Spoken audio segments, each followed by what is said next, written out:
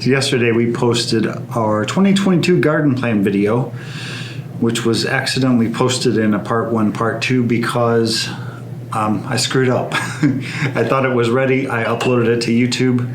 We published it. We sat down to watch it. We got about 20 minutes in and it just ended. So I took the other part, the missing 7 minutes. We uploaded that as a part 2. Yeah. And at the end of part 2, Rachel asked the question, if you guys have comments for me, leave them down below and I'll do my best to answer them. And there was a lot. A lot of the same questions, I think. A lot of very common questions. Yeah. Mm-hmm. So today on my lunch break, I went kind of through all the comments, read through and tried to compile the most common ones, and we're going to ask them to Rachel today and get some answers for you guys instead of trying to reply to every single person. So I made a list. I think I know what they all are. Just because you were probably cheating and looking at my list. No, I was looking at the comments. Miss Rachel, I thought you were taking this year off. Yes, I saw so many. And I saw it too when I posted over on Instagram. Like, people confused. What did I do? I don't know. We'll have to go back and rewatch your Sabbath video and see if maybe I wasn't clear enough. I guess I introduced the idea of the Sabbath year last year. And if you guys have no clue what I'm talking about, completely understandable. Please we'll link the video in the description and you can go watch it. Basically, I introduced the idea last year because I didn't want to take everyone off guard this year when I expressed that it's my last year gardening. And last year gardening with respect to this 7-year cycle. So last year was a huge push, preserving as much as I could out of the garden. Same thing this year, final push, preserving as much as I can. Next year is my rest year. Very good. Dear Miss Rachel, did you plant garlic? Where's the garlic? Yeah, no, and I think we did a video addressing it, that, we had just a bumper crop harvest last year of garlic. A bumper crop in just tons of areas, but garlic was one of those. And I don't plant things just for the sake of planting them because I do it every year. I plant them because I need them. And I plant as much as I do because I need that much. And I'm not planting garlic. I didn't plant garlic in the fall because I don't need it. We have 2.5 gallon freezer bags jam-packed of individual garlic cloves. Just don't need it. Mm-hmm. Like, I even noticed that about my carrots. I would normally plant 3,000 carrots, and this year I'm only planting 1,600 carrots because I don't need the same quantity. We have a lot down there. Yeah. Quit cheating. Dear Miss Rachel, why no bell peppers in your garden? Or jalapenos for that matter. You seem to be missing peppers. Yes, I think a lot of people are so concerned. No pepper. What's a garden without peppers, I guess? Last year your peppers were massive. Yeah. So last year I had an absolutely incredible pepper harvest. Unlike anything I could have envisioned or imagined. And there was more times than not that you guys didn't see my harvest. And I'm talking pulling in 5-gallon buckets every other day during prime harvest season, just peppers. So we have so many gallon bags still in the freezer of both jalapenos and bell peppers, banana peppers. And you spent days just freeze drying peppers. I think all 4 racks in the freeze dryer, 2 cycles worth. Yeah. So I have a ton of peppers. Don't need them. If I do add a pepper, maybe I'll plant a chili or a cayenne just for my own seasoning purposes. Dear Miss Rachel, Where did your strawberries go? Yep, so that was a common question. And I do have a video on taking out my strawberry beds and why. So I used to have 2 strawberry beds in my garden that were dedicated to strawberries. Last year, they would have been going on their 5th season. They're past their prime at that point. You really do need to rotate out the mother plants and keep planting fresh strawberry crops on a cycle. So I decided rather than plant them where they were, it was taking up too much space in my garden primary lot. So I harvested a bunch of the young plants, planted them up around the fence by the rhubarb, and pulled them out. Now you might see if you go watch our growing food playlist, there's 174 videos out there, guys. Everything that I've ever shared on growing food in my garden. And in a lot of last year's video, or where those strawberry beds were, you'll see like little baby strawberry plants popping up out of the wood chips. So I plan on harvesting some more of those little baby runners that I didn't get last year. And we might try our hand at a green stalk strawberry tower. That was my plan last year. I just never got around to it.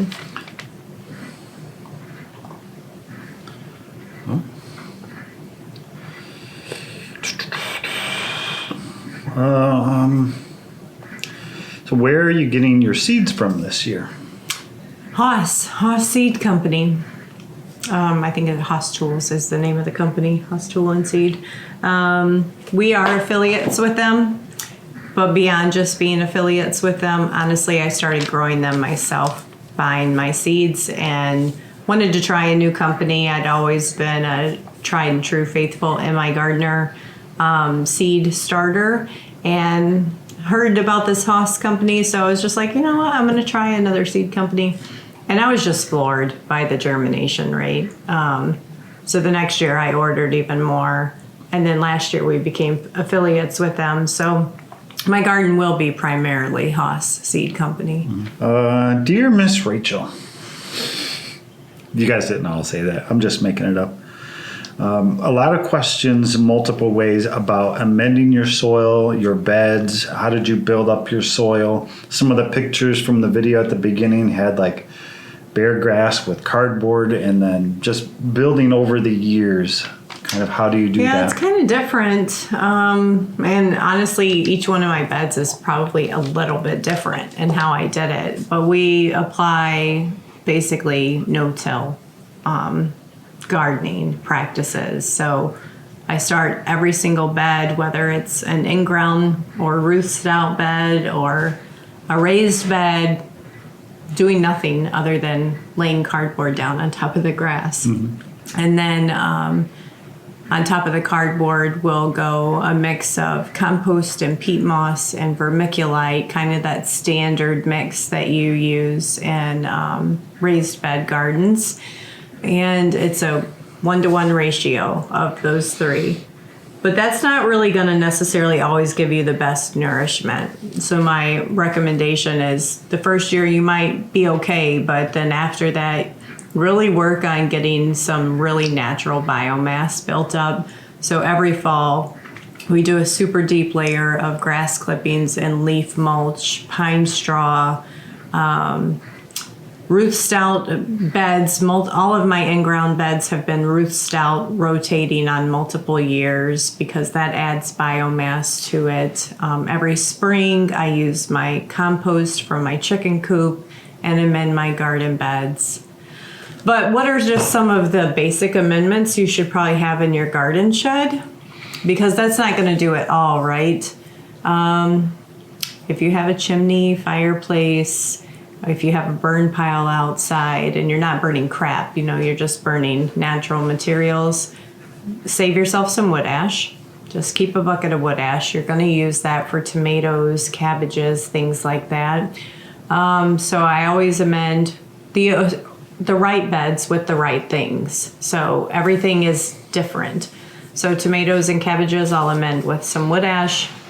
My potato rows will get heavy doses of bone meal. Things like corn, plants, heavy nitrogen feeders, peas. I give the not peas, corn and leafy greens. I will give blood meal to, or there's all kinds of sources for nitrogen. So blood meal, bone meal. Oh, azomite. It's a trace mineral, but plants really need it. So I keep a large bag of azomite in the garden shed. What else do I? Oh, fish emulsion. Yeah. Yes, fish emulsion. I think that last year I used it more faithfully than I ever have before, and I think that was a real kicker to my success. Like, I was applying it every 3 weeks or so on the things that needed it, and they really thrived. So fish emulsion is another good one. And once you have like a gallon of fish emulsion, it'll last you a couple of years. So it's... And that growing food playlist that we talked about with 170 some videos in it, there's a lot of videos in that series of here's how we prepare our beds in the spring, here's how we put the beds to sleep in the fall, here's throughout the year how she supplements the soil. And but it's definitely not like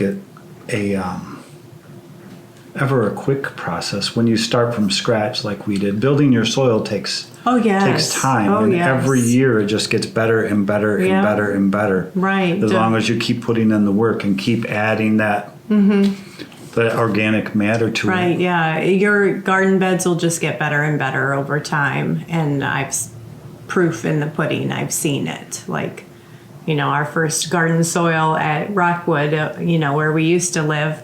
I thought that was like black gold, and I moved all my soil from that house here because I'd put so much work into that. And you'll know as you get there and you start seeing life and you start seeing all the earthworms coming up, and it's wonderful. But cardboard is your best friend. Save all your cardboard. That's my number one. We have a lot in the shed. Yep. I save it every year, all year long for this purpose. Anything else? That was my last question. I think you passed. Okay. I was trying to think, in hindsight, if I wish I had done anything differently with that video. And it's really hard to talk about, for me anyway, I'll just say for me, to talk about the mindset of garden planning and preparing for a pantry. And I feel like I missed some key connection points here or there on now how much do I plan on preserving, or I totally didn't even mention when do I plan on starting the seeds and or transplanting, things like that. So I'm probably going to do 2 sorts of follow-up videos specifically on, okay, now when should you plan on starting your seeds? Because I did see a lot of comments on, I'm brand new. I have no idea when to even start seeds. And it's going to be different for everyone based off where you live, but I'll at least give you my guide and then give you some links to resources and other things to think about how to get into canning, right? So a lot of people are talking about, I'm committed this year to growing a garden, but the preserving part intimidates me. Where would you recommend I start? So It's definitely could be like, you could do a 10-part series on this. Yeah. I mean, everything from going down in the pantry and counting your jars and saying, I only have X number of jars, therefore I need to grow this many carrots. Yeah. And not to that detail, but that's the logic that goes on in your head that gets hard to convey to people. Yeah. Don't make me count my jars, please. Yeah. But we're sitting here in the midst of a table full of empty canning jars because even as a seasoned canner preserver, I know this is a resource that I can't take for granted. Like, if I find free canning jars, you better believe I'm going to snatch them up. As much food as we give away, I've probably given away this much food, I get my jars back, right? So I get my resources back. And And I would tell you I don't want to leave you without any tips here. If you're just thinking about growing a garden for the intention on preserving your food, start watching Facebook Marketplace, reaching out to friends and family. You have no idea how I've been so successful just doing that when I was starting out, saying, hey, guys, I'm getting into canning. Does anyone know of anybody that's got canning jars? And then people come out of the woodworks, like, my mom's got tons in the basement. You want them? Yeah. And that's just how you can find such good resources. Start looking at Facebook Marketplace for water bath canners, pressure canners. Go to your Goodwills, your Salvation Armies, and pick up things for next to nothing. I started everything. Everything outside of my All-American canner is all used or given to me items. I have not had to, other than my investment in my mason jars. Yeah, jars and lids. Yeah. And it can feel that initial investment is an investment. But once you have your jars, you have your jars. Once you have your equipment, you have your equipment. Yeah. So, see you guys later. Thanks for asking the questions, though. I appreciate it. Yeah, good job. Talk to you later.